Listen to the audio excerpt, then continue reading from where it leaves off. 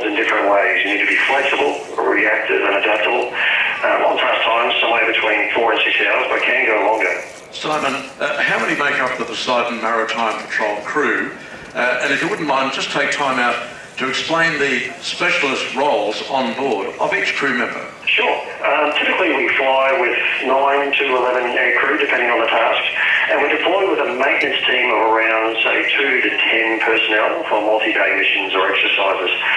On the aircrew side of that, we have 2 to 3 pilots, 2 maritime patrol response officers who are responsible for tactics, weapons, communications, and 4 to 6 airborne electronics analysts who operate the sensors and conduct primary analysis for our mission data. The sensors they analyse are radar, passive electronics, electro-optics and infrared, and of course acoustics. Okay, are you able to tell us of any interesting surface or subsurface detections if that's not top secret? Unfortunately, most of the interesting ones are classified, but there have been certainly some interesting and weird things out in the deep ocean that we've all seen. Sometimes we've flown past contacts multiple times and still been unable to tell what they are. What we like finding most, though, are the submarines. It's our primary purpose. Although the P8 is optimised to find them, they can still be tough to locate.